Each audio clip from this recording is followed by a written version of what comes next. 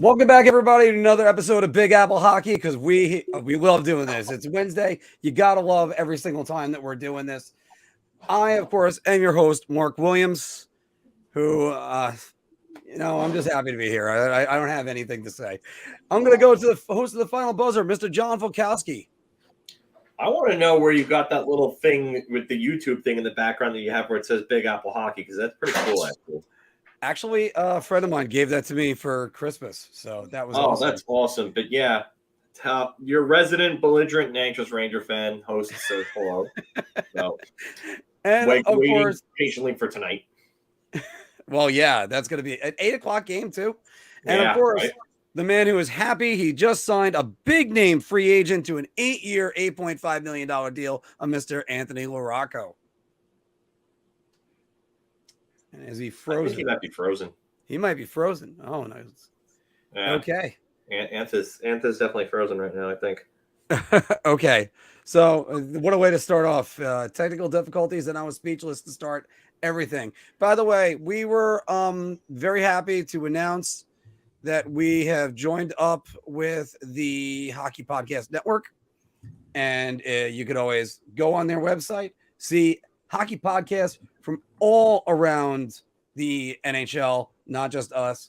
So check them out. And we're going to be just getting Anthony back on, and we'll get right into the headlines. There is a lot of headlines that are going around the league and everything else right now. But yeah, no, this was a gift from a friend of mine for Christmas. So, oh, that's awesome! I had it up for a while. So why don't we'll retry this introduction with the proud recipient of Bo Horvat and a 8-year, $8.5 million deal, Mr. Anthony Larocco. Marc, do you believe? That's the question. Do you believe? The only thing I believe in is Bo Dallas. Yeah. You know what? It might be time for you to believe, because we are going to start with the New York Islanders. Well, by the way, everybody, check out from a month from now, our trade deadline show will be coming up March 3rd. Giveaways and, of course, hours and hours of hockey talk. Phil and I did it last year. It was an absolute blast. But going back to the New York Islanders, who played 2 games this week. They beat the Flyers. They beat the Seattle Kraken in the last 2 days. Still 6th in the Metro, 59 points. And that goal differential now starting to climb again. And then on Sunday, Bo Horvat signed an 8-year, $8.5 million AAV before he even played a game with the Islanders. Anthony, I'm going to come back to this in one moment, because we got to go to the moment everybody was happy about, which was last night. Bo Horvat definitely set off some Islander boners. Dallas, but for Bo, probably nice to get it right out of the way, Coach. What was it like for you when you got? Oh, here's Barzal. They score! Bo Horvat. And I think that's all of it I could play without getting a copyright strike. I see what you did there with boner. Yes. So, well it actually just came to me in the moment. Anthony, got to ask you also, because they got the wild card standings. Everything is bunching up. Florida Panthers are coming up. Buffalo Sabres have really yet to get started again. And then, of course, the Islanders right now tied with the Penguins, but the Penguins have games in hand. Yes. Anthony, is Bo Horvat, basically, this is a free agent acquisition. Is this the biggest free agent signing by the New York Islanders? Yes, it is. Definitely is. Bo Horvat, let's just face it, he was the top free agent available, because David Pastrnak isn't going to leave Boston, so I'm going to exclude him. But Bo Horvat was the top free agent available. Elliot Friedman just the other day speculated that he actually thinks that Bo Horvat could have even got 9 in the free agent market if he chose to go to free agency. This is a guy that was traded here to the island, didn't have any ties to the island, and signs 8-year extension the day he arrives on Long Island. He arrived on Sunday for practice. Lou said in his media, Horvat got there and said, all right, let's hammer this out. And they got it done. So, it's not to, say that there's no tampering going on. But I mean, I feel like Lou had to have known that Horvat was going to sign an extension. to make that deal. I think, but none of us should be surprised. I think we all agreed that when he made the trade, that Lou wouldn't have given up everything given up if he hadn't known that there was a good chance that Bo Horvat was going to extend. And that's what he did. And I got to tell you, Barzal looks rejuvenated now that he has, less defensive responsibility on him. And he even said it himself, it's given him some extra juice here, playing with a guy like Horvat. He's been paired up with every player really imaginable on the Islanders. And, now he's playing with somebody who can relieve the defensive pressure. And as you saw last night, can also finish. And let's not just forget in that video you played, Marc, give Barzal kudos. He picked the pocket of a pretty good player in Yanni Gourde, lifted his stick, stripped him, and made that happen. So early dividends paying off. And Bo Horvat is a huge addition to the Islanders. I think it will. Lou has already changed the culture. I mean, we all have been criticized him to hell and high water. Thus our sponsorship getting ex-nayed by because of it. But I also give props when it's due. And the one thing that Lou has been good at is he changed the culture here on Long Island. People respect him. And I think players want to play for an organization that exempts, great leadership. And that's what he does. So you could say all strict facial hair policies and high jersey numbers, which I agree with, but people love playing for him. And I think now the Islanders are a destination, and now they're going here, boys. They won 4 games in a row. They're only 1 point behind Washington for the first wild card spot, tied with Pittsburgh. Marc, you mentioned those games in hand, but games in hand don't mean anything unless you win them. That's 1. 2, the Islanders here have a golden opportunity. Next 3 games, Vancouver, Ottawa, Montreal, bad teams. You know what happens after that? They play Pittsburgh, Boston, Pittsburgh. So if the Islanders were to take care of Vancouver, Ottawa, and Montreal, which is not far-fetched, very possible, they win those 3 games. And even if they take 3 out of 4 from Pittsburgh, at that point, games in hand or not, Pittsburgh's going to be in trouble there, depending on what they do between now and then too. But so the Islanders are actually in a really good spot here. And if I were the Capitals, I'd be very worried what's going on right now. I know more on that later. But the Islanders look a lot better. It started with those 2 huge wins before the All-Star break to even put them in the conversation to start feeling good about themselves again. They won those games. Lou goes out, makes a trade for Horvat. And now we're cooking here. Not to mention Ilya Sorokin back-to-back shutouts. He's just doing Sorokin type things. So before I hand it off, I'll say this: they keep winning. Lou's not done. His cap space did not change with that Horvat trade. Vancouver retained 25% of his cap hit. Come the trade deadline, I think they have $9 million of cap space or close to it of deadline. $8.6 million of trade deadline cap space. He's going to upgrade. I think he's going to try to upgrade on Bailey or Holmstrom to really round out the roster. I don't know who or what, but I think right now the Islanders are in a pretty good spot here. Phil? I would agree with a lot of what Anthony said in regard to that. I actually mentioned that Murderers Row scheduling that they're going to have to deal with coming up pretty soon. I mentioned that I think like a week or 2 ago. I think it was on one of the shows. So I mean, they still have their work cut out for them. Pittsburgh still has 4 games in hand, and I mean, you could say whatever you want about getting those points back, but 4 games in hand is still 4 games in hand. That's a lot of games in hand. So, are the Islanders in a good position right now? Yeah, better position than they were previously, but I still think that there's a big hill to overclimb when it comes to the Penguins because these guys just don't seem to go away for whatever reason. And I just every time I count them out, they ended up shoving it in my face. See 2021. I mean, Marc had to pat himself on the back for that one because he picked that. I picked the Penguins to win the division, and I was right. We'll always get that. I mean, it's not 2021 anymore. It's 2023 now. We're here 2 years later. But, I mean, this team just still finds ways to get things done. I don't even want to go into the whole Jeff Carter, Cale Makar thing because Jeff Carter is a piece of garbage. But, they're still finding ways to get things done. As for the Islanders themselves, though, I mean, you add a scorer of his caliber And I'm gonna be very careful with what I say in regards to this because I don't want it to come off the scene as negative. But I mean, he's shooting at 21.5%. That's just not sustainable. It's not. I think he could probably ride out the season, probably playing around a point per game. I wonder what happens with him going forward. But I mean, it's a big risk to take Matt Barzal and then just put him on the wing. We'll see how that works. It looked good last night. But he comes in and he knocks everybody else down a peg. And that's one of the most important things you could do with a trade deadline rental. You know, even if he reverts back to being like, I don't know, maybe a 60, 65 point player, it's still a big boost for them. So, you know, you got to hope that he stays closer to 70, maybe 80 points a season.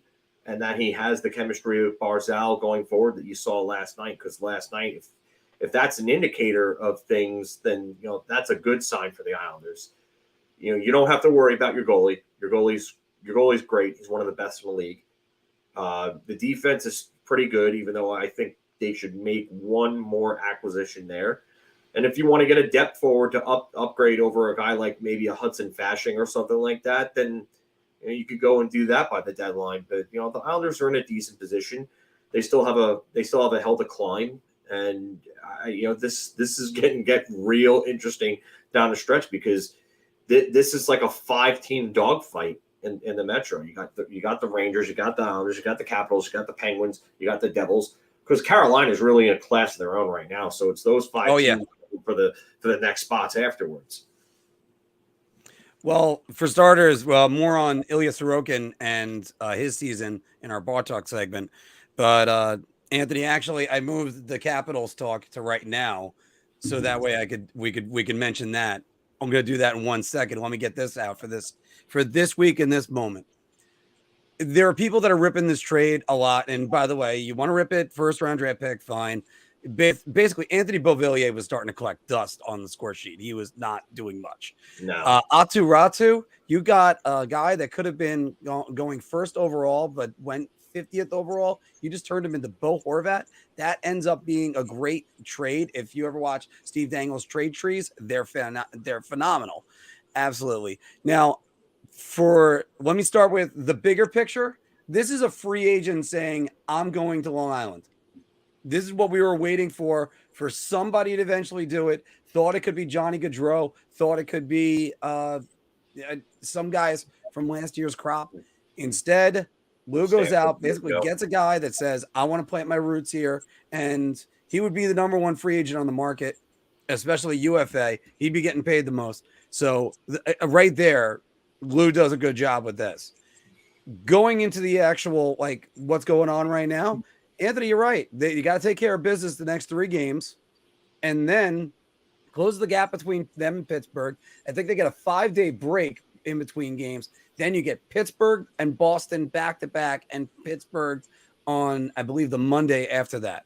We're going to be talking all about that stretch soon. But you also got to look at them and say they're only 1 point behind the Washington Capitals, and I think they got a game in hand on the Washington Capitals. So the Capitals got to be the most vulnerable team right now, right? Yeah, I think so. I mean, the Capitals, like you said, they were only 1 point ahead. I mean, the Islanders could pass them as soon as tomorrow, depending on what goes on. But the Washington Capitals have their flaws, and the Penguins have their flaws too. Yeah, 4 games in hand, but like I said, the Islanders are playing 3 bad teams right now.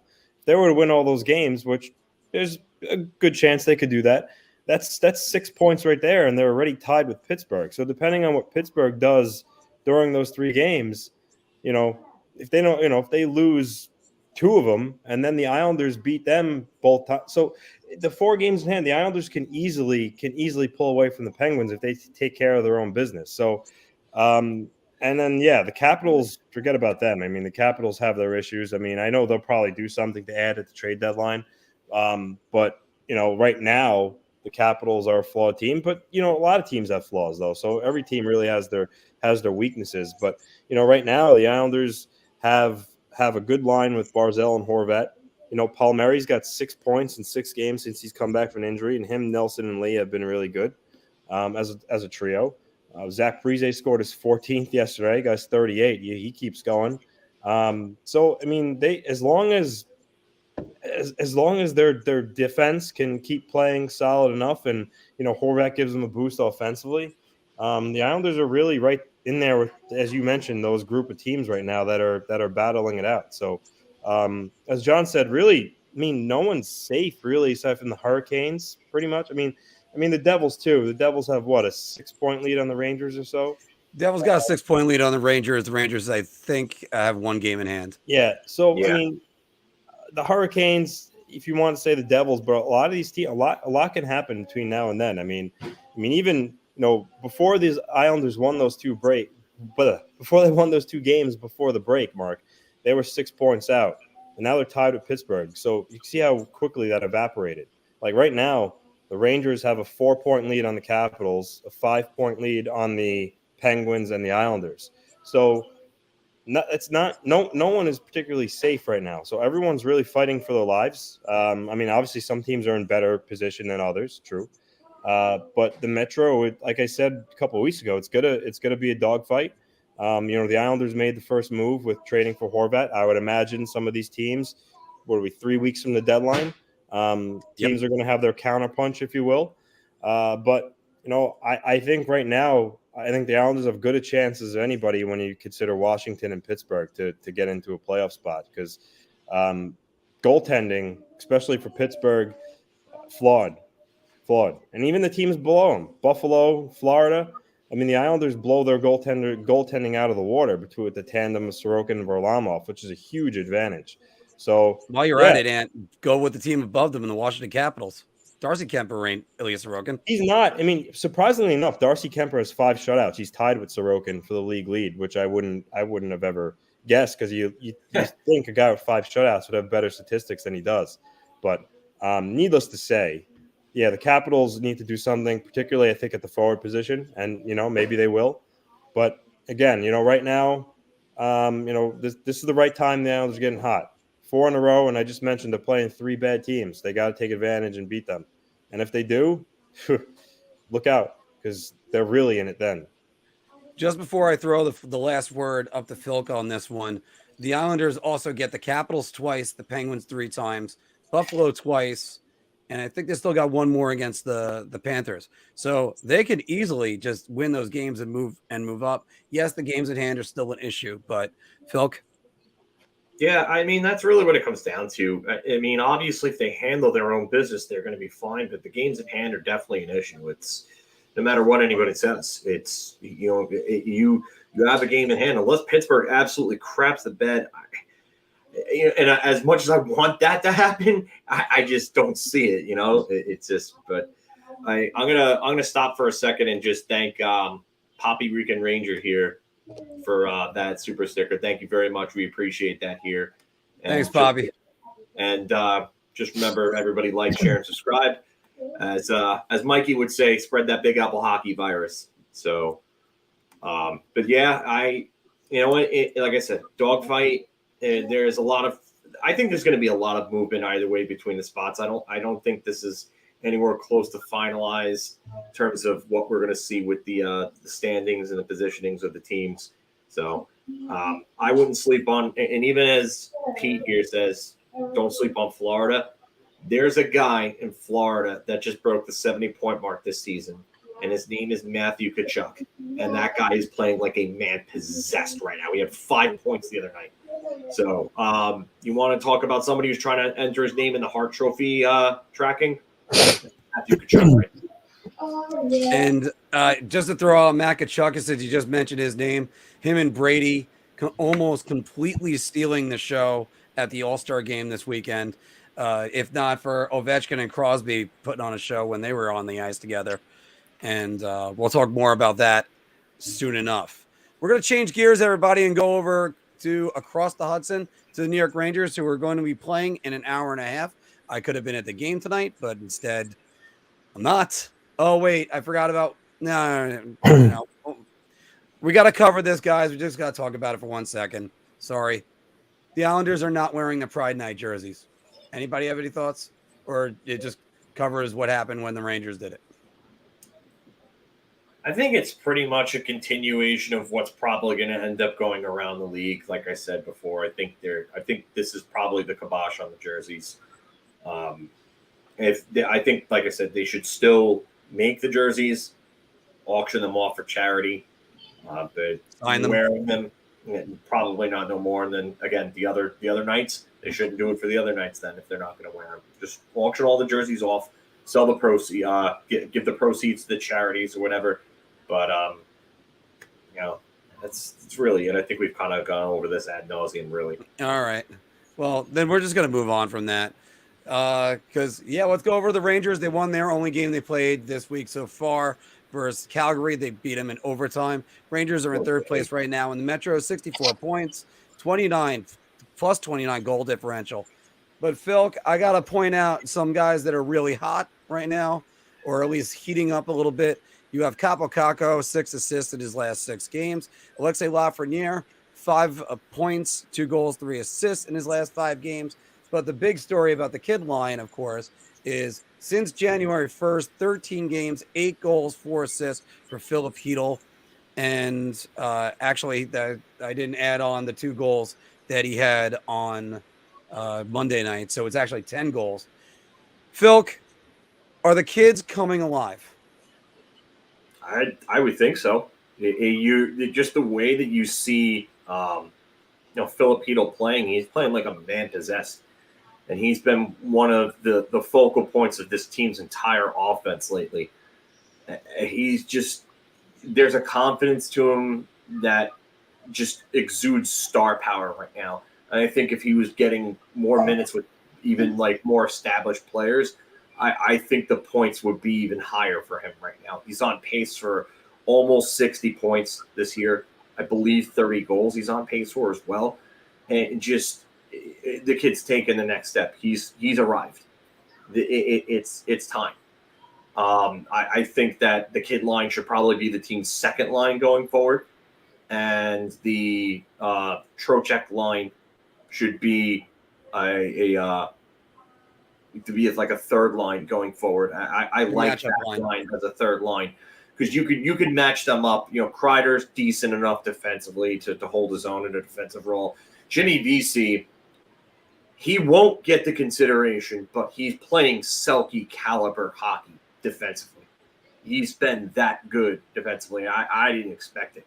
I never would have said, okay. I was like, okay. I looked at the analytics. I've seen VC play in recent years. I'm like, okay, he's decent defensively, can kill some penalties. But Jimmy VC is playing some next level defensive hockey. It just, you wish that the offense that was there back in 2017 and 2018 and 2019 was there on top of that, because then you'd have a real damn good player. So, that line has played well together. And then Mika Zibanejad and Artemi Panarin, they just need to find that one last, piece to click. They're not clicking. They're both about point per game players. For Panarin, it's kind of down, for him, because a guy that scored at 110-point pace over his first 2 seasons with the Rangers, and then at 96 points last year, and he's only on pace for like 82, 83 points right now. So you want more out of him. But the big story that I have to take away from the other game, and this is going to be important for the Rangers down the stretch, is actually a guy that's been loathed here by just about every fan. It's Jacob Trouba. And Jacob Trouba looked like the Jacob Trouba of last year down the stretch again. Physical, moving well, not running out of position to throw a hit. He was doing things right, and he absolutely made 2 monstrous hits in that game against Calgary, and they were both completely clean, monstrous hits. Nazem Kadri even himself said it after the game that was a clean hit. So, I liked what I saw from Jacob Trouba. If that's the way he's going to play down the stretch, this team is going to be that much better off. They need it to be that way, and they need to get that consistently out of Jacob Trouba. Keandre Miller looks like he's found another level. Braden Schneider is playing great. Seems like everything's coming along with this team right now. Now you just go make an ad at the deadline, whether it's Kane, whether it's Tarasenko, whether it's somebody else. I mean, there's another guy that I think that might be available from another team. We'll talk about that a little later And on. yes, we'll talk about him in a moment. But the Rangers just need to go, I think, make an acquisition, shore up their house a little bit, and I think they're going to be fine. Tossing it down to you, Anthony. Last night, or this, I should say Monday, Jacob Trouba answered the bell twice for 2 clean hits. Do you think that's ridiculous in today's NHL? Yeah, I do. And oddly enough, Dennis Potvin was on the pregame last night for the Islanders, and they were talking about they talked about that Trouba hit in general around the league. When a guy throws a clean hit, he always has to fight afterwards. Hate that. And Dennis Potvin said, "Yeah, it's different than in his day, but he said, I guess it comes down to a situation where, yeah, it's clean, but at the same time, when you're a teammate and you see your teammate get his bell rung, it's just, I guess, natural type of instinct to go in there and defend your guy, right or wrong. That's just how it is. So clean hits shouldn't have to result in the guy fighting." But again, in this day and age, it comes down to just looking out for your teammate. You see your guy get destroyed, and you want to try to, stick up for your teammate. So I think that's what happens. And because of that, and players always wanting to be good teammates and do the right thing, I don't think that's going to go away. I think every time you see a big hit, a guy's slow to get up, there's always going to be a little bit of a scuffle afterwards, because no one likes to see their guy get destroyed. And you know what? You've heard this, I guess, axiom or whatever saying that when X player laid that hit and nobody responded, that's when we knew in a playoff series that they weren't going to be a problem and we had them right where we wanted to. How many times have you heard that in the course of NHL history, whether it's the Rangers Flyers in the 70s or if it's like last year or so? It's something that always has to happen. Look, I think as a teammate, you have to stand up for them.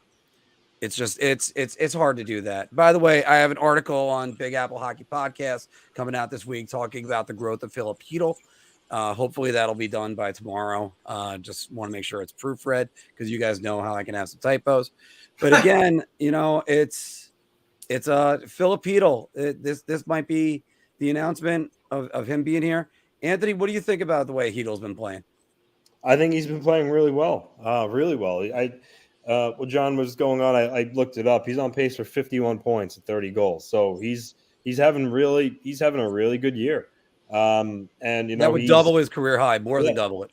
And he's gonna be due for a big raise. In the offseason, the Rangers have about $16 million to work with to re-sign him, Keandre Miller, Laf, and clean up any other areas they want to improve on. So Philip Hedl is probably trending at this point to get a $5 to $5.5 million contract, I would say, on his next contract. So he deserves it. And that's why, you hear what the Rangers are going to do at the deadline, and you hear they're in the mix for Timo Meier, but I don't see it happening because they would have to send a guy like Timo Meier to San Jose, and I don't know if they have. I don't know if they have the appetite to do that, to be honest with you. That's the only way they could afford to re-sign Meier, because if you send a guy like Hedl the other way, who was ticketed to make, like I said, $5.5 million, maybe they could afford to give Meier $8.5 and then kind of skip out elsewhere. But I don't see it happening. I think they should probably hold on to Philip Hedl, especially because he's a center. They're not the deepest at center, so if you take Hedl away, you had a guy like Meier who's great, but then he's a winger. Then what do you do at center ice position? So it just complicates things even more. So I think they should hold on to him. He's playing fantastic. If he can continue this, that's great for the Rangers. But I do think they could use another winger to have some more scoring support.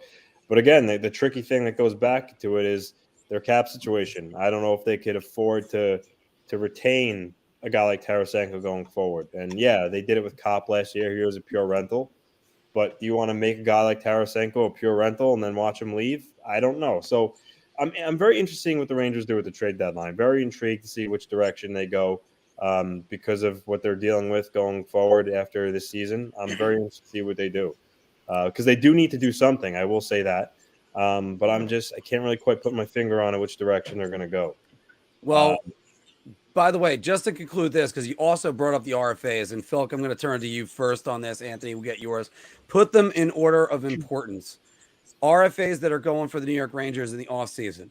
Filipino, Keandre Miller, Alexis Lafreniere, Vitaly Kravtsov, Libor Hayek, and Zach Jones. Go ahead. Put them in order, Phil. I'm going to go Hedel, Miller. After we had Hedel, Miller, Lafreniere. Lafreniere would probably be next after that. Then I would say Kravtsov, then Jones, and then Hayek. All right. Is Filipino the top priority out of the RFAs, Anthony? Yeah, I had the same order. Actually, I had Jones ahead of Kravtsov, but other than that, the top three: Hedel, Miller, Lafreniere. I could see it that way too. Yeah, just because I think Kravtsov. I think this is probably his last year with the team. I wouldn't be surprised if Kravtsov's actually dealt at the deadline. Yeah, I think Kravtsov is getting dealt at the deadline, and the only difference between you guys and me, I flip-flop Miller and Hedel. As much as Hedel is really being the big guy, and he's now making me a believer. I've had my doubts on him, and I've said, how do they upgrade him? He is actually one number about Phil Hedel that's amazing, plus 17, highest in his career by far. He's doubled, I believe it was a plus 9, I think he had a couple of years ago. But his defensive zone starting rates they're actually using, but they'll use like Barclay Goodrow to win a faceoff. His faceoffs are still atrocious. I think he's still at 36% or something terrible like that. I mean, if you're going to get the defensive play and the offensive play that you're going to get from Filipino, and you're going to get that growth at that age, I mean, I wouldn't even. You deal with the faceoffs and you have somebody work with them in the offseason. Yeah. Hey, there's a guy named Marc Messier that still sometimes comes around the Rangers organization. I heard he was pretty good at those. Yeah, he was okay faceoffs. It was definitely okay. You know who also was pretty good, who also played for the Rangers, who the Rangers should actually get on the horn real quick about that issue? Ian LaPerriere. Oh, okay, there you go. I was thinking about active players because I know Tyler Mott's available. No, I think Tyler Mott's going to end up as a Ranger anyway, but that's another story. And I mean, there's a lot to talk about. And by the way, there's just to say how important faceoffs are. There was one guy that won basically all of his faceoffs at his last game that he played. I'm gonna pat myself on the back on that one. But anyway, everybody, because after all, faceoffs matter. That's what you immediately get possession. Everybody, if you haven't done it, make sure you're hitting the like, appease the YouTube gods who we just need to just make sure we're getting liked everywhere. So that's it for the A block of all of our other stuff. Oh wow, I didn't even put the ticker on. I just realized that. But as part of the Hockey Podcast Network, we have a quick advertisement for you guys. Hockey fans light the lamp this winter with DraftKings Sportsbook, an official sports betting partner of the NHL. New customers can bet just $5 pregame money line on any NHL team to win their game and get $150 in free bets if they do. If that wasn't enough excitement, you can turn small bets into bigger payouts with same-game parlays. Combine multiple bets like which team will win, how many goals will be scored, and more for your shot and an even bigger payout. Download the DraftKings Sports app now. Use promo code THPN. Bet $5 on any NHL team to win their game and get $150 in free bets if they do. Only at the DraftKings Sportsbook with code THPN. Valid one per customer. Minimum $5 bet. Minimum $5 pregame moneyline bet. Bet must win. $150 issued as 6 $25 free bets. Free bets are not cashable and cannot be withdrawn. If you or someone you know has a gambling problem, crisis counseling and referral services can be accessed by calling 1-800-GAMBLER. I'll try to find a way to make that faster, everybody. These two could see me down below in the monitor, and I'm just going, oh. And I did this so that way we could just relax and we don't have to worry about reading it all the time. Contrary to popular belief, I'm not a narcissist. So anyway. I was laughing at kind of like that. That was not the first thing I was laughing at. The first thing I was laughing at was actually this one right here. Marc puts one off my face off last night. That actually is. You want, that is something. Look, ladies, you want a good guy, find a guy that wins faceoffs. All right. So let's move on to bar talk because we got a lot more stuff to do and to talk about. Shot. This is the easiest I've ever to answer. I'm going to say beer. I can't even begin to describe. I'm actually going to go crazy. I'm going to buy everybody around on this one. And everybody, welcome back to Big Apple Hockey's Bar Talk, where we're gauging our confidence on NHL topics based on our choice of drink. Play along in the comments down below. Are you so confident you're going to buy everybody around? So I'll just take a beer or, oh, God, give me a shot. I need a shot right now.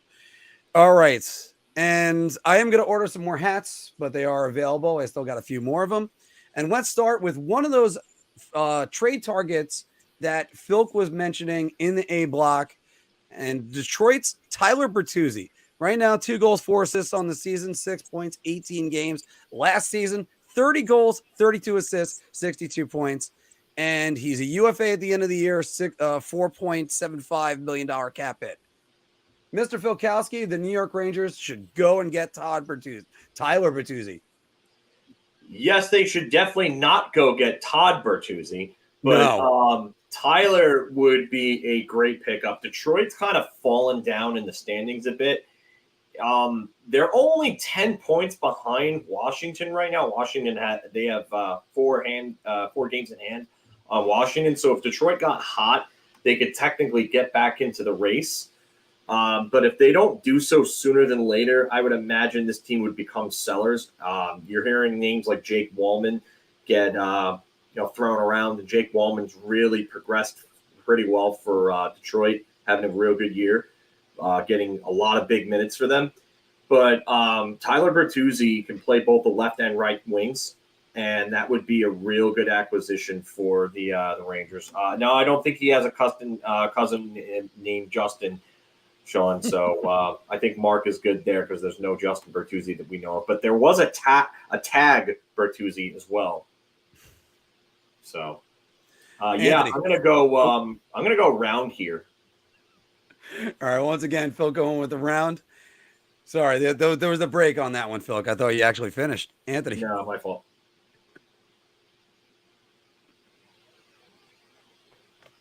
Anth, I think you muted. Hold on, I muted myself probably because of the dog before. I'll go with a round. Tyler Bertuzzi plays. He can play the game with a little bit of an edge, as you saw last year. His numbers, were pretty good, 62 points. This year he's been okay, but I think he would bring some bite to the Rangers lineup, and he could score, help support some of that. The guys who are the primary scoring guys like Panarin, Zibanejad, Trocheck, etc. My only thing is, one, Steve Yzerman very rarely loses a trade, so it'll be a little weary trading with him. And again, he's making 4.75 this year. I would imagine on his next contract he might get, even a raise to just $5 million. Still a raise, small raise, but a raise nonetheless. And again, the Rangers cap between Miller, Lafreniere, Hedl. I don't know if they'd be able to retain him. So Bertuzzi as a pure rental, depending what the cost is, yeah, I think it would be a good fit. But I would just be, I wouldn't give up too much for him because of that, knowing that you probably can't keep him. I didn't even think about this trade until Phil put it in the bar talk. So let's make it a hat trick first, because I'm buying around as well. And I am not only buying around, I will go drive to Detroit to go get him to come here. He would be a perfect either addition for like one of the holes at right wing that they have. And then you also have he would be a depth forward. The guy is physical, and now he doesn't have to worry about the vaccine stuff. It is absolutely great with what they could do with Tyler Bertuzzi. Go get him. Just do it. Just absolutely do it. Cost is though. I know that is a good question on the cost, but that's what they need to do. Detroit can, especially if Detroit retains on him. The best part about him is that he's making only $4.75 million against the cap. So, but if Detroit retains on him and you get him for 2.375 or whatever that is, or whatever the half would be, you can get more players, and because the Rangers have the deadline space to go get other players on top of that. So if you go get a Bertuzzi and then a Mott and then someone else on top of that, the Rangers can make several moves with a guy like him as opposed to Tarasenko, because Tarasenko at half is still 3.7 something million at that point, 3.8 million. He's capped at $7.5 million. So $7.5 million. Bertuzzi isn't an RFA. He's a UFA. No, I said he's a UFA. No, I'm saying DP. Oh, no, in the comment. Oh, okay. Comment. Yeah, and you're right. The only thing with retention, though, you got to remember, if a team retains, that usually increase the cost a little bit and what you have to give up if you get a team to retain. So either you got to pick your poison, I suppose. Yeah, and even if they don't retain on him, it's still prorated at the deadline. 4.75 is really not a whole lot to add. So I think he makes a perfect target for the Rangers. And by the way, Ranger fans, the Rangers at the deadline, 5.439 trade deadline available in millions, by the way. So we're going to be talking a lot about deadline cap space in this. But first, let's shift gears over to the Islanders. A guy that Anthony loves to talk about, Mr. Ilya Sorokin, 17-16-4, yet another shutout last night. How many does that make for him? I didn't put it on there. Tied with 5? For the season? Yeah. 5, yeah. 5. Okay. You can see the goals against. You can see the save percentage, all in the top 5 of the NHL. And Anthony LaRocco. New York Islanders, Ilya Sorokin deserves to be an MVP finalist. Well, let me clarify one thing. Connor McDavid's the winner of this trophy, no matter what happens. But the point is, does he deserve to be a finalist? And if the Islanders make the playoffs, I mean, it's hard to make a case where he shouldn't get some consideration, because the definition of most valuable player is the player who's most valuable to his team. And if you take Ilya Sorokin off the New York Islanders, they, they got good pieces, Barzal, and, they just added Horvat and Nelson.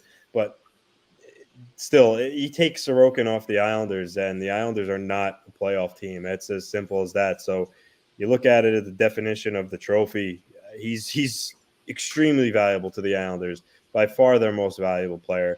You remove him, they're not a playoff team. If they make it, he's going to deserve 90% of the credit for it. He's been outstanding. Second in save percentage, tied first in shutouts. He powers the New York Islanders. He makes them go. So McDavid's the winner, but if the Islanders get in, he's got to get some votes as a second or third place finish. Phil. All right. So are we going with he deserves to get some votes or actually be a finalist then? I clarified to say finalist. He's got to be in the last 3. I'm going to have to say I'm torn between Beer and Shot, honestly. I'm going to have to lean more towards Shot here just because, and it's not a knock at him. It's really not. But I honestly, obviously, one of those spots is going to McDavid. Doesn't matter if he wins it or if he's one of the 2 runner-ups. One of those spots is McDavid. Jack Hughes right now has got to have one of those spots.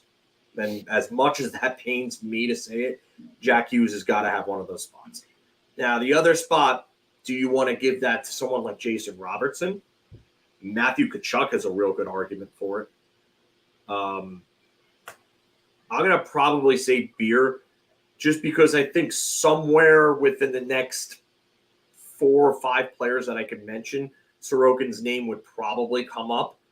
but I can't get on board with a round for this one. Definitely not, just because I think there are guys that are just having better years that would deserve more recognition. Again, not a knock on what Sorokin's doing, but if Tage Thompson manages to get the Buffalo Sabres to the playoffs, Tage Thompson deserves to outright win it. I don't, unless McDavid scores 150 points. Then at that point, you got it, because then Edmonton's a cellar dweller if they miss the playoffs, even with McDavid scoring 150 points. So there's a great argument on everything about whether or not on NHL Network or wherever you can find it, YouTube, is McDavid still the MVP anyway? First off, we said at the preseason, Connor McDavid automatically is nominated for the Hart Trophy every single year. Now, as far as Sorokin goes, his record is what's going to prevent him from really being a finalist. Is he really important in our opinion? Of course he is. All right, here's the other argument that I have. I'm sorry, but I just thought of this, and I got to say it. How can you give Sorokin MVP votes over the guy that's probably going to win it, Linus Ullmark? The Vezina, that is. The Vezina, yes. And I don't know how you can do that. Goaltending is the most important position, and you take Linus Ullmark off Boston, they still got loads and loads of talent. You take Ilya Sorokin off the Islanders. I don't know if you take away a goaltender that's putting up video game numbers from that team. I mean, they make the playoffs, but they're one of the stingiest teams in the league. I think you could put I guess the point I make, Linus Ullmark, he's never come close to doing this before in his career. All of a sudden, he's casually in the Boston Bruins, and now he's putting up video game numbers. He plays behind a really, really good team. Really good team. I agree with you. And to go further into that, Jeremy Swayman, 12-3-4, 2.34 goals against, 0.914 save percentage. So I get it, and I've said that before, but I mean, more than likely he's going to win the Vezina. So if there's any goalie that's going to get the recognition for Hart, like to be a Hart finalist, it's going to be Ullmark over Sorokin, whether we like it or not. By the way, can I just throw this out there? Oh, first off, by the way, I have to say shot. But what irritates me sometimes is when they talk about the NHL awards, guys. Everybody turns around and says, "Oh no, you can't give a goalie an MVP. They got their own award." Yeah, they do. So do the skaters. You got the Art Ross. You got the Rocket. Exactly. You got everything. Norris Trophy. They got that one too for defensemen. Everybody's covered. If you're the most valuable player, you're the most valuable player. There you go. So, all right. Let's actually stick in the Atlantic Division, guys, because here's the Atlantic Division standings. Boston with 83 points. They only have 51 games played. Games played is going to be important because the Toronto Maple Leafs, 70 points, 52 games. Tampa with 50 games, but 66 points. So the Toronto Maple Leafs are firmly in second place in the Atlantic. Philip, I'm going to you first. I don't know about that. I'm gonna say beer, just because I had this weird feeling, and I've said this all year about I'm going to shot. I'm going to go shot. All right. No, I'm going to go shot because Tampa just seems like they're that team that's going to coast. Like they remind me of like the 2000 Yankees right now.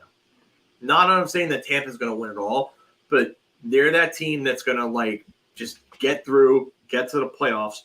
They're going to get to the trade deadline. They're going to make an acquisition, and that team's just going to come right back up like a bat out of hell. Yes, I'm going to quote Meatloaf there, but they're going to come like a bat out of hell, and they're just going to emerge, and they're going to be one of those teams where like, oh, crap, we overlooked these guys, and now they're back. They're here again. And you've got Andrei Vasilevsky and Braden Point and Nikita Kucherov and Steven Stamkos and Anthony Cirelli and Victor Hedman. And you know what? I really just think they're probably going to go get a defenseman and a depth forward, and they're going to be right back where they were previously. And Toronto is just going to somebody get ready to do the Heimlich because Toronto's going to choke again. Anthony. Shot. I mean, you're talking they got a 4-point lead on Tampa. How could you say that's firm? I mean, it's 4 points that can vanish in, The two games that are in hand. So yeah, no, it's a shot. I mean, they're definitely a playoff team, but they could easily fall to 3 and they can flip flop. So Yeah. this is a layup for me. Well, also you talked about Pittsburgh before in the A block, guys. You can't count out Pittsburgh. You can never count out Tampa. I'm gonna go with a shot on this one as well. I think Anthony, you alluded to his earlier saying that you can't say anybody's firmly in place. Yeah, all right, I agree with that. Especially other than Boston and Carolina and the Devils, everybody else they're all going to be jockeying for position all over the place. So Tampa, watch out for them, especially if they make another move. But then again, their first game out of the break, they got torched 7-1 by the Panthers. So that's still unbelievable. And then Chuck decided to go off. Yeah. All right. So on to plenty of trade deadline talk, guys, because there's a lot of it coming. Because Patrick Kane is discussing his future with the Chicago Blackhawks. Here's one team that he would be perfect for. The Carolina Hurricanes are the perfect team to land Patrick Kane. And guys, I'm going to go first on this one because I'm buying around on this. I said over and over again, Patrick Kane, because when it comes to Carolina, I got their cap deadline here, $10.1 million. They can actually get Patrick Kane under contract and under the cap, and maybe don't have to give as much as everyone else. It's a first place team. It would be someplace that he'd want to go. I think it fits. I think it's better than New York in every way, of Rangers or Islanders, and it's better than Colorado. So I'll throw this out there for you, Anthony. What do you think? Patrick Kane to the Canes. And also, by the way, that could actually make him Big Daddy Kane. Also, that could also work for that. I mean, yeah, in the sense that they're definitely a playoff team. They're definitely a contender. So in that aspect, it's a perfect. You think it's a perfect match, but I'm gonna go beer. I'm not so sure. Kane has the Hurricanes on his short list of teams he would go to. I mean, last year when the speculation started to come out on Kane, I never heard of the Hurricanes being as a team involved. So could that have changed, as this season happened and seeing how the Canes are really good? Absolutely. But yeah, and like I said, he really would help them. I don't know if they're a fit for if Kane, wants to necessarily go there. I think if he has to give, if he only gives the Blackhawks a list of 3 teams, I'm not so sure the Hurricanes are in that top 3. All right, Phil. I'm going to say beer, but I'm going to say it for actually a different reason. So Carolina has all the cap space in the world to re-sign him. They're losing a lot of guys in this offseason. Jordan Staal is no longer going to be making $6 million against the cap. He is a free agent. Jesper Foss, his $2 million comes off. Paul Stastny, 1.5. Derek Stepan, $750K. Calvin DeHaan, $850K. And you got Dylan Coghlan, you got to re-sign. Then you have both Freddie Anderson and Antti Raanta come off the books, as well as Max Pacioretty, who was on LTIR. Jake Gardner's $4.05 million on LTIR, and Andre Kosh's $1.5 million. So like you're losing a lot of guys, but you also got to fill in a lot of roster spots. Kane makes sense in that regard. They need right wing depth. It makes sense in that regard. Could have their power play too. Power play, yeah, and that's the biggest thing for me is Kane makes a ton of sense on the power play, and their power play has struggled, and their power play was abysmal against the Rangers in the postseason last year in that series. So where it doesn't make sense is I wonder how well Patrick Kane would actually mesh with their system and the way that they play. And Rod Brind'Amour ain't going to take Patrick Kane's crap. Remember, this is the guy that slugged Eric Lindros. So Rod Brind'Amour is a tough SOB. He's not going to take anything from anyone. That is a well-respected man, well-respected coach. I don't know if Kane fits into that structure. I don't know if he can play that type of game. I know he still can skate, but is he going to be able to get himself up to play that type of hockey down the stretch?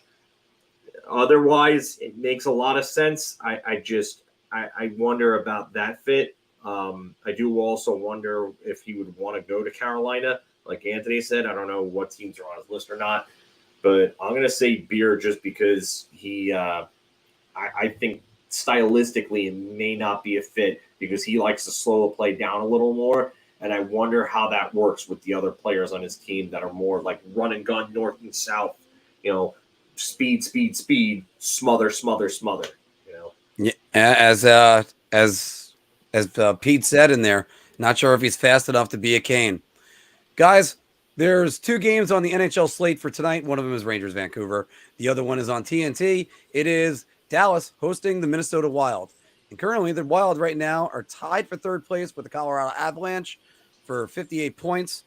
And they have a ton of deadline cap space. This is the most cap space of any team in the playoffs right now.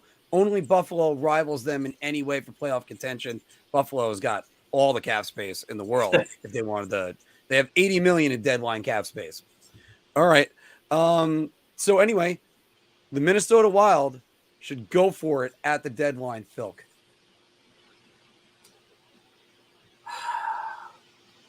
They don't have a great prospect pool.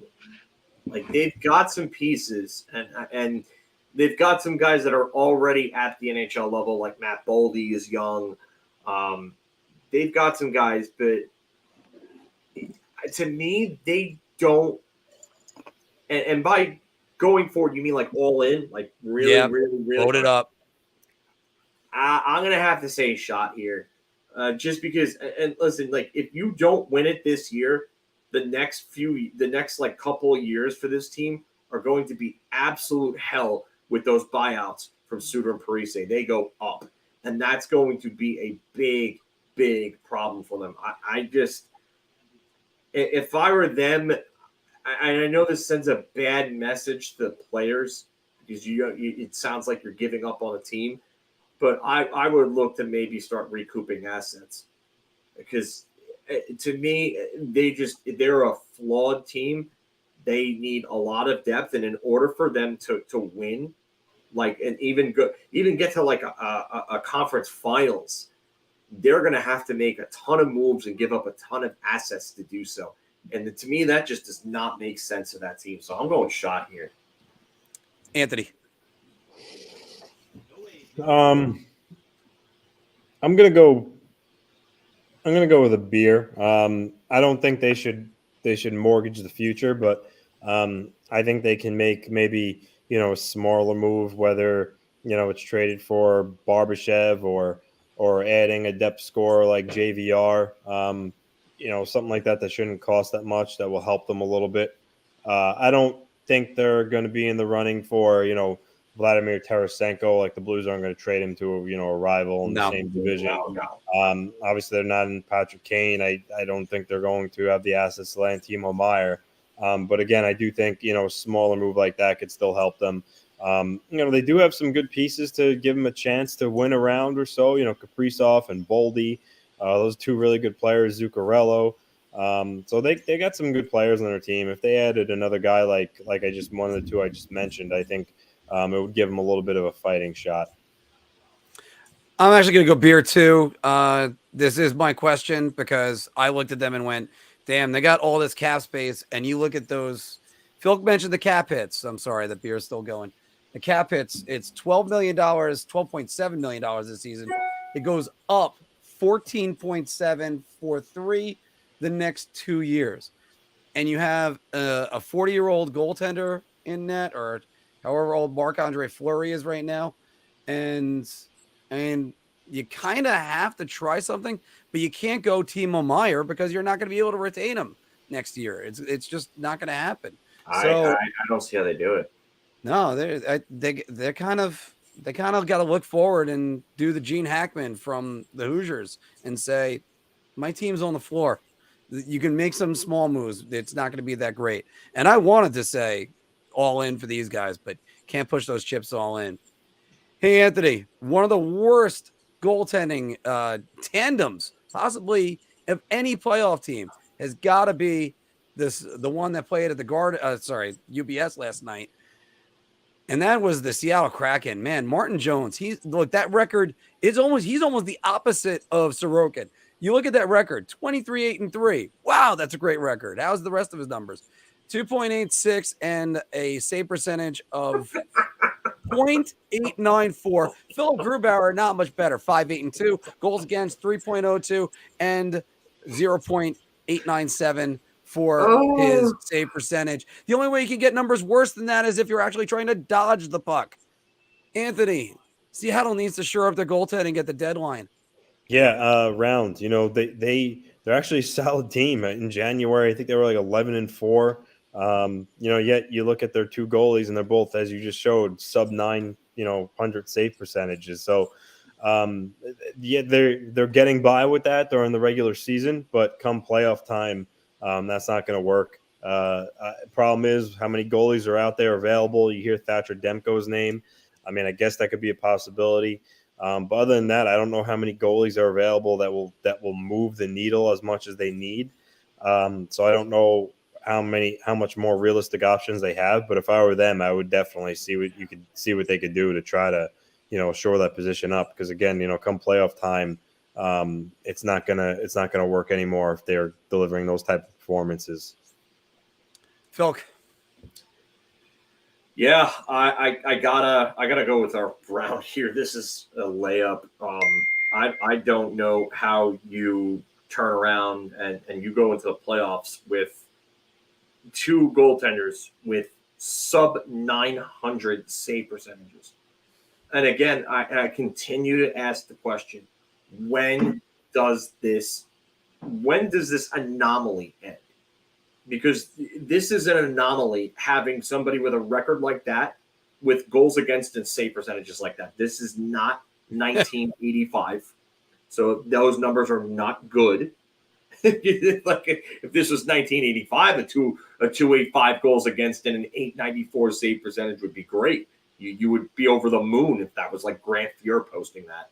But no, this is not good. They have to go get somebody. And I mean, you got to wonder, like, really, who's available? And again, I'll go back to Anaheim and I'll say Seattle should probably pony up for someone like John Gibson, because if Seattle goes and gets John Gibson, that gives them a formidable goaltender. And the way that they play makes them a pain in the neck to play against come playoff time. They attack, they skate, they play hard, they're chippy. That's the team that's not going to have to really worry about playoff hockey, because they already play that style of play. So, but they need the goaltender. I'm going to go beer on this. And the only reason why is the answer is yes. It's around. It's easy. If they can't get John Gibson, they're not getting Thatcher Demko. There's no way. Not with that rivalry that they're trying to start up there. But here's a list of the pending UFA free agent goaltenders. John the Quick, no way they're getting him. Semyon Varlamov, staying put. I'm going to skip Ben Bishop. Frederick Anderson is staying where he is. Jonathan Bernier, he's on a milk carton. And then you have Cam Talbot. Cam Talbot isn't going to move the needle more than these guys will. Sorry, Ranger fans that remember one season where he was good. But two. I mean, and one season in Edmonton. Cam Talbot's cashed in on less work than Jeremy Lin has. So you're looking around. Alex Nedeljkovic, who was on waivers. I mean, Tristan Jarry, McKenzie. There's not much there until you get the James Reimer. And even James Reimer, you're really going to go with James Reimer and say that's an upgrade over Martin Jones, the guy who I believe took James Reimer's job in San Jose when he was there. Oh, no, it was the other way around. I'm sorry. James Reimer took his job eventually. But when they went to the Stanley Cup final, he was a backup. By the way, we talked about it before, everybody, that we're going to be doing a trade deadline special on March 3rd. Make sure you're checking it out. We'll try to do some giveaways. And, of course, hours and hours of hockey talk. Like I said, Phil and I did it last year. Absolute blast. So, got to ask you guys for this one. a big name not being talked about is going to get moved at the deadline. Phil, I'll start with you. Wow. Okay. This is just a bar talk question, or I have to name a name? Well, first we'll go around, and then we'll name a name on this. I'm going to say beer. And the reason why I'm going to say beer is because I think there are a lot of teams that are in like cap trouble right now. And that's why we haven't seen a lot of moves early. So the Horvat trade was really like a kind of like a sounding of the bell to, ring in trade deadline season. So I'm not sure if teams are going to have enough availability and time to make a deal for a big name like that. So I'm only going to say beer in regards to this. If I had to pick a name, JT Miller. Wow. I just think that there's so much going on in Vancouver, and he's just so unhappy right now. I wonder, and I'm not saying I'm advocating this, but I wonder if Chris Drury would go to Vancouver and ask what the asking price would be on JT Miller, because he's played here before. He can play center or wing. He's probably better suited to be a winger. Yeah, I know, but I just wonder if they would do it. And he's got a reasonable deal for what he is going forward for a while. You just wonder what they would have to give up to get him. And if it involves Alexis Lafreniere, I would imagine that Drury would turn away at that point. But that's just a name that I could definitely see being moved. Anthony. Beer. Usually at the deadline, there's, sometimes there's a trade where, catches people by surprise about a guy moving they didn't expect. So, in lieu of that, I wonder about Alex DeBrincat in Ottawa. He's due. He's an RFA. He's still due for that pretty big raise, I would say. Ottawa has to make a decision whether or not, they got Stützle's new deal kicking in next year. They have to make a decision on going forward if they want to pay him, upwards of $8 million. And if they trade him, they could get back probably what they paid, a first-round pick, and then some. So I wonder if Ottawa would shop DeBrincat around the deadline and see what they can get for him. That's a guy I would give up Lafreniere for if I'm the Rangers. Now, all right, I'm going to go beer for me because, yes, there's a mysterious guy that could always be in there. And I'm also happy that a lot of the it's the trade deadline is so far away. Ivan Provorov was being thrown out there because of the recent headlines. Yeah. I did look at a guy on the Flyers. I thought about maybe Travis Konecny might be a guy that might try to move, but that's not going to happen. Or maybe Joel Farabee, who's signed for a long time. Yeah, Konechny's only got 3 more years at 5.5 for Konecny. But it's it's hard to say. I think Thatcher Demko would be the biggest surprise to me. He looks like a franchise goaltender, and one injury doomed the Vancouver Canucks season, and Bruce Boudreau, and everything else. So it's why is that a surprise? I mean, his name has been out there. I know. I know his name's been out there. Like there was another guy I thought his name was out there, like Connor Garland, but that's because they're throwing everybody's name out there for Vancouver. Yeah. I mean, I'm trying to think of some guys from Anaheim or even like the Coyotes. Everybody's available right now because I do think Shane Gostisbehere is gone. I think Jacob Chikrin is gone. Available. There's really and Gostisbehere is hurt. I think he might be coming back around the deadline. Sorry, what, Anthony? Gostisbehere is hurt. I think he's supposed to come back around the deadline itself. So I don't know if that affects him being moved.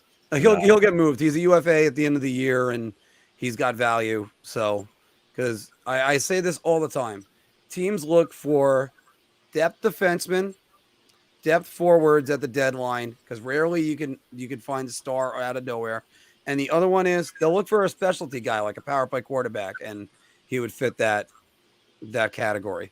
So, all right, guys, we're gonna get to the news and notes and everything. Everybody, just once again, that was Big Apple Hockey's Bar Talk, where we're gauging our confidence on NHL topics based on our choice of drink, and hopefully we'll have a sponsor for this next week. But it's always a great time, everybody. And now let's do some notes. What do you guys got? I mean, not a whole lot. There was that report that Kane is supposed to be deciding next relatively soon on his future, and that teams, will be given at least 7 to 10 days kind of notice to kind of see what they could do. But I like you said, I'm moving more towards the fact that he's going to be traded than he stays. Maybe 60-40, whereas I was right down the middle of 50-50 prior to that. But I just think that ultimately he's going to move, and I think unfortunately for the Blackhawks, I think he kind of screwed him. I think last year it would have been more beneficial for the Blackhawks. I think they would have got a larger return. Now when you consider in the fact that he's a little banged up, he controls where he goes. He's 34. He's almost certainly going to be a pure rental to whoever he gets traded to. I think that adds up to, a little bit of a diminished return. Now, does that mean I'm saying he's going to go for, a third-round pick and Hudson Fasching? No. But at the same time, he's not returning a Luke Hughes or a Simon Nemec, I don't think he's returning a player of that caliber. I think it's entirely possible that he goes for just a first and a B prospect, or maybe a second that could be a conditional first, and maybe Vitaly Kravtsov, maybe a good young roster player. But he's not going to go. Like I said, I don't think he's going to get a Bo Horvat type of package just because of everything that surrounds him. Again, he might put a Claude Giroux and only give 2 or 3 teams. We really don't know yet. And as I mentioned to you guys before in that text, when I was kind of going through the Western Conference, and in many teams in the West I could see him going to. As I said, I could see Dallas.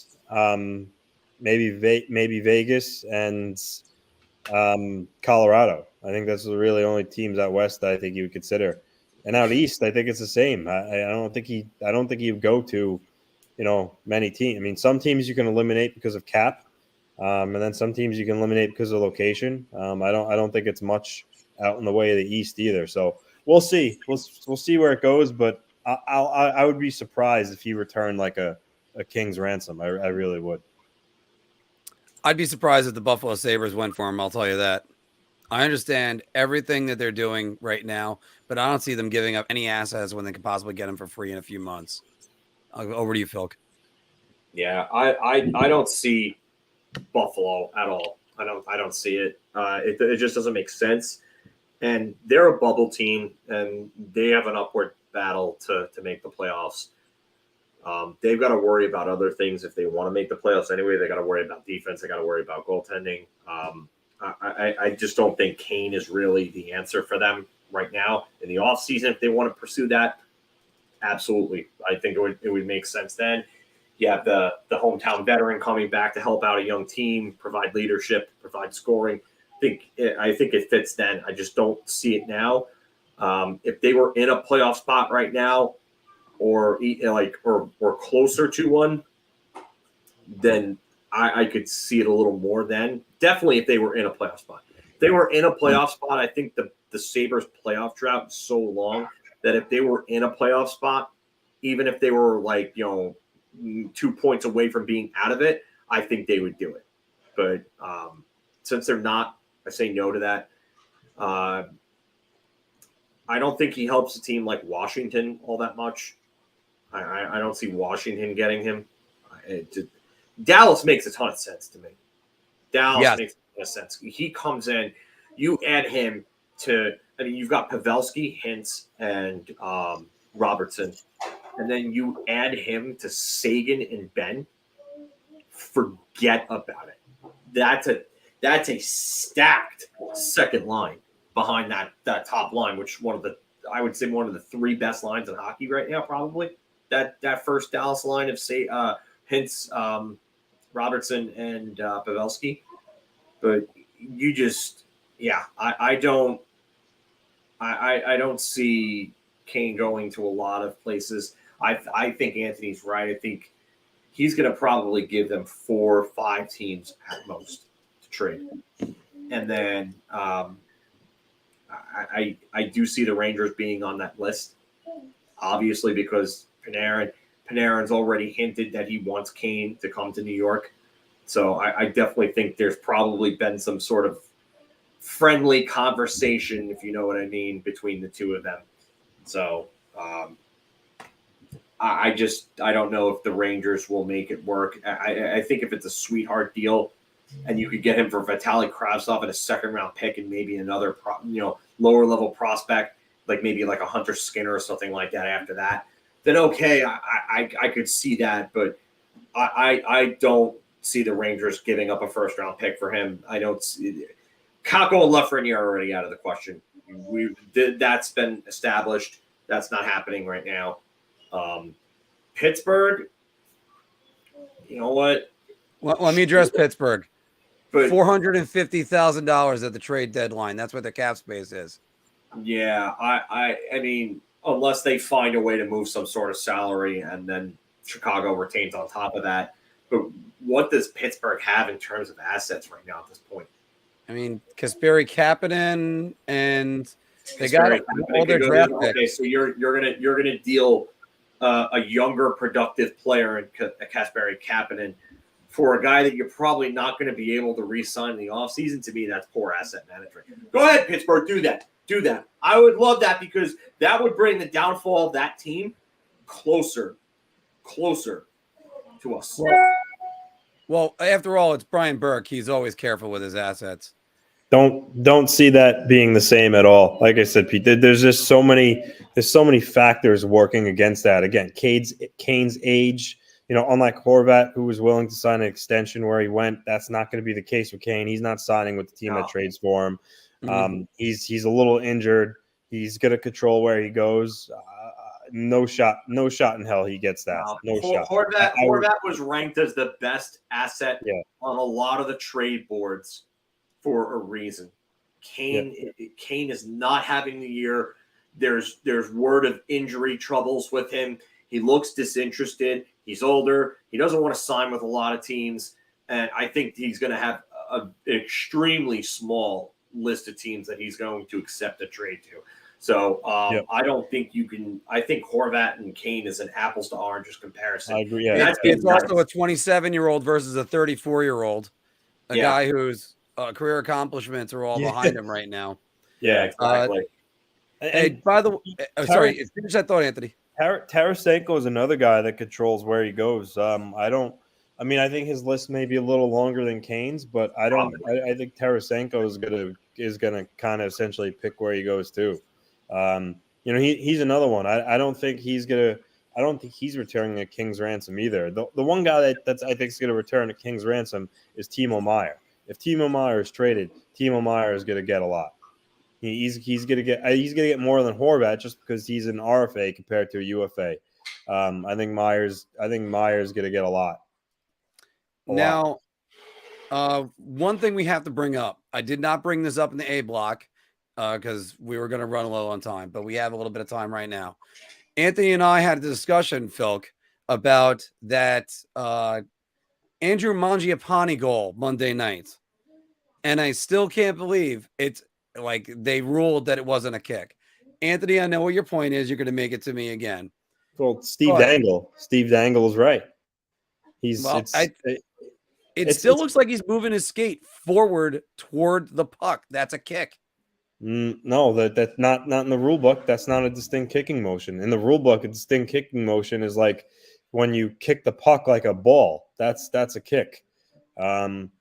And I mean, yeah, if you want to say they need to change the rule to intent and change it up, then you're right. Because yeah, he knew what he was doing. He was intending to redirect the puck or let the puck hit his skate. But Right. that technically is allowed. What's not allowed is the distinct kicking motion, and they determined what he did wasn't a distinct kicking motion. So, I mean, I agree with you, but I think that's just the league's. I just think that's the league's rationale behind it. I'm just gonna pull that one up. Phil, you back on right now? Clearly not. He's yeah. All right, he's muted. All right, because yeah, I'm gonna just pull that goal up for everybody because I still can't believe this. Hold on, we're gonna have like a sound for a minute.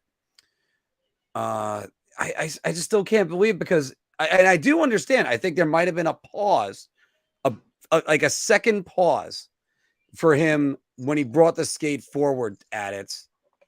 Mangiapane ties it up. Here we go.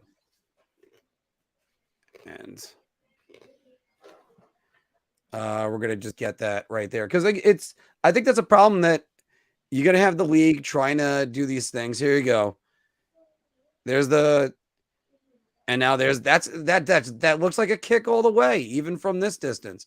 Now we're going to go slow it down in a second. They're probably going to, I'll just let this run, guys. It's a kick. It's right, absolutely a kick. It's a kick.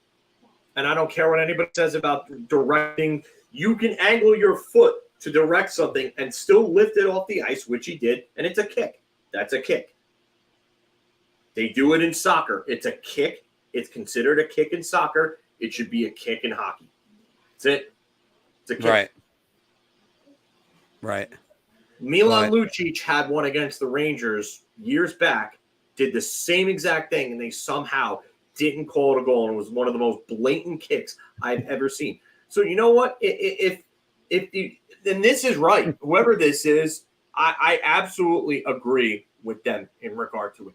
Yeah, he said I don't know who you are because you said your YouTube crashed, so that's just something. If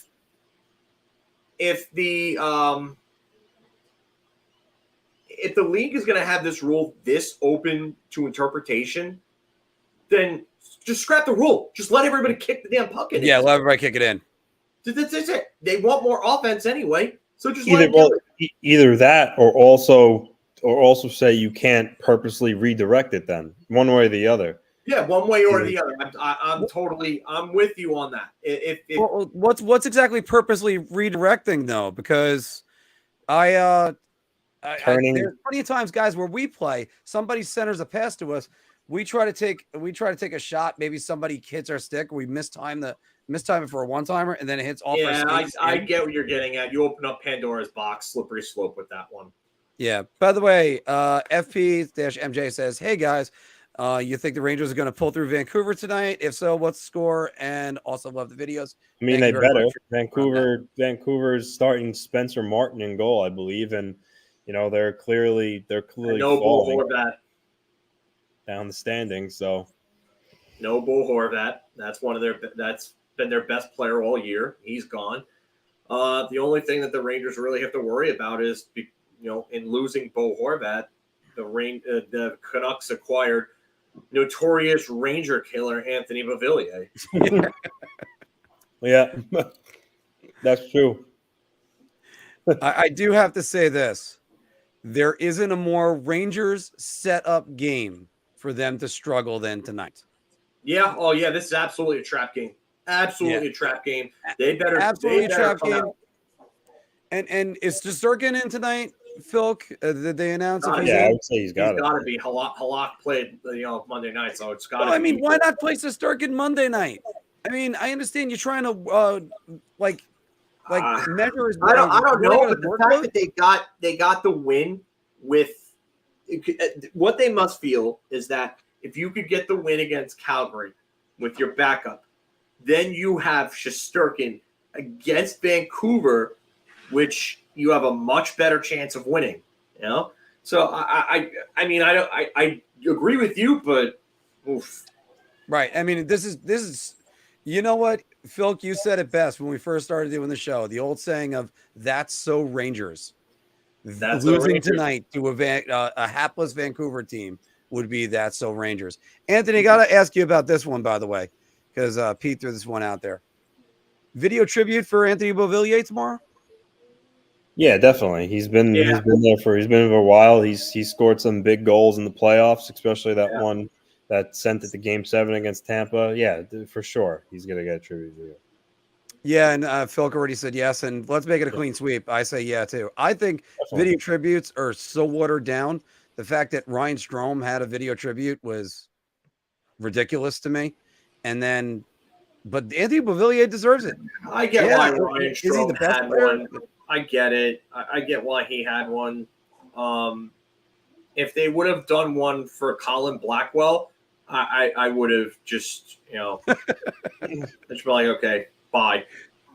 I mean, between that, what do you have? 13 goals that year out of nowhere, and Rangers Twitter talking about how Colin Blackwell was a guy they couldn't believe they got rid of, and now he's on his third team in less than a year.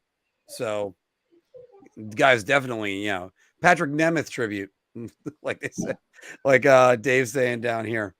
But no, Anthony Beauvillier scored one of the biggest goals in Islanders history, however you want to slice it, because it's the last goal at Nassau Coliseum. So, yeah. So, all right. I'm gonna head out. Sorry, what'd you say? I'm gonna head out. All right. Yeah, you know what? We're gonna actually head it on out, guys, because we all got a lot of things going forward. Let me just go with what Lou is saying right here. Lou is saying it was forward motion, kick, no pucks off skates, period of the future. That's going to be tough, by the way, to legislate. Period. End of story. NHL is morons. We want skill in this game. I understand what you're saying, because but pucks are going to go off of skates. You got 100-mile-an-hour slap shots. It's just going to happen. Well, the one thing I can't stand is when if it was soccer, they would call it an own goal. If like you work your way through three guys, get a shot away, it hits off a skate and goes in, they go, oh, it's an own goal, it doesn't count. No, that's not there. They should do, Patrick is saying they should do a Mike Milbury tribute and just throw pieces of crap wrapped in garbage on the ice. Wow, that is harsh. All right, so guys, we're gonna start playing the my cousin's song on the way out. I gotta actually talk, see about making this available for everybody if they want to download it. Again, the song was called Bye Bye. It was by Phil Antonucci, who we lost back in 2011. The man was a real Renaissance man, great guy, my cousin. So can't say enough about that. 28 of you are still watching right now. I can't wait to get more. Just the rest of this trade season, this is like Christmas for NHL pundits, and hopefully we can try to get a guest on and talk about a lot of the things that are going to be coming our way soon this month, trade deadlines and stuff like that. And again, we're going to start promoting it right now. The Big Apple Hockey trade deadline special is going to be March 3rd. It's probably going to be, I guess we'll start maybe 11:30 or 11 o'clock and then go all the way through the trade deadline to about 4:30. It'll be wonderful because I'm working that night. And you can see the look on my face on how excited I am about that. So, let's see if I can just take one or two more questions. No, I turned the volume down on that. Yeah, the song starts at 50 on that. I turned it down to 20. Turn it up a little bit. Patrick again, thanks for joining us. Pete, thank you. The NHL wants skill in the game, break away back to 20. Sure, that's going to happen. Mikey, thank you very much. We are trying to get everybody to subscribe, get the Big Apple Hockey Pirates. And of course, as I always say, if you guys haven't done it, I have to be able to look at the YouTube over here, but always make sure you're liking these videos, comment, subscribe, hit the bell, do everything that'll do YouTube jobs. So, all right, and we had